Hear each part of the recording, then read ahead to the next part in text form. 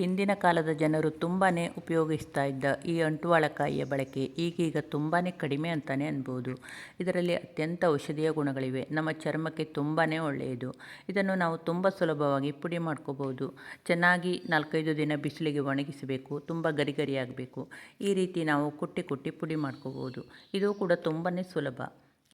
ಕೆಲವು ಮಕ್ಕಳಿಗೆ ಪದೇ ಪದೇ ಕಜ್ಜಿ ಆಗುತ್ತಿರುತ್ತದೆ.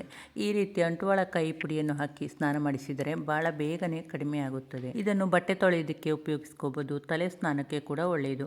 ಆದರೆ ನಮ್ಮ ಕಣ್ಣಿಗೆ ಹೋಗದಂತೆ ಸ್ವಲ್ಪ ಜಾಗ್ರತೆ ವಹಿಸಬೇಕು. ಕಣ್ಣಿಗೆ ಹೋದರೆ ಕಣ್ಣಿಗೇನು ಹಾನಿ ಆಗೋದಿಲ್ಲ, ಆದರೆ ಸ್ವಲ್ಪ ಉರಿ ಉರಿ ಆಗುತ್ತದೆ. ಹೀಗೆ ಇದನ್ನು ನಾವು ಈ ರೀತಿ ಜಾಲರಿಯಲ್ಲಿ ಸಾಣಿಸ್ಕೊಳ್ಬೇಕು.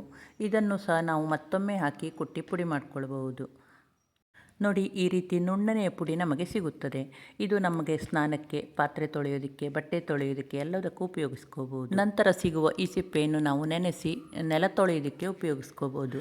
ನೋಡಿ, ಒಂದು ಒಳ್ಳೆಯ ರಾಸಾಯನಿಕ ಮುಕ್ತವಾದ ಸೋಪಿನ ಪುಡಿಯನ್ನು ನಾವು ಹೇಗೆ ಸುಲಭವಾಗಿ ಮನೆಯಲ್ಲೇ ತಯಾರಿಸಿಕೊಳ್ಳಬಹುದು. ಇದು ಕೂಡ ಎಷ್ಟು ಚೆನ್ನಾಗಿ ನೊರೆ ಕೂಡ ಬರುತ್ತದೆ ಅಂತ ನಾನೀಗ ನಿಮಗೆ ತೋರಿಸ್ತಾ ಇದ್ದೇನೆ. ಸ್ವಲ್ಪನೇ ಪುಡಿಯನ್ನು ಕೈಗೆ ಹಾಕ್ಕೊಂಡು ಸ್ವಲ್ಪ ನೀರು ಹಾಕಿ ಚೆನ್ನಾಗಿ ಈ ರೀತಿ ಉಜ್ಜಿದರೆ ನೋಡಿ ಎಷ್ಟು ಚೆನ್ನಾಗಿ ನೊರೆ ಬರುತ್ತದೆ. ಹಾಗೆ ಸ್ವಚ್ಛ ಕೂಡ ಆಗುತ್ತದೆ. ಜಿಡ್ಡಿನ ಅಂಶ ಕೂಡ ಭಾಳ ಬೇಗನೆ ಹೋಗುತ್ತದೆ. ತಮಗೂ ಕೂಡ ಅಂಟುವಾಳಕಾಯಿ ಸಿಕ್ಕಿದಲ್ಲಿ ಇದರ ಸದುಪಯೋಗವನ್ನು ಪಡೆದುಕೊಳ್ಳಿ. Thank you.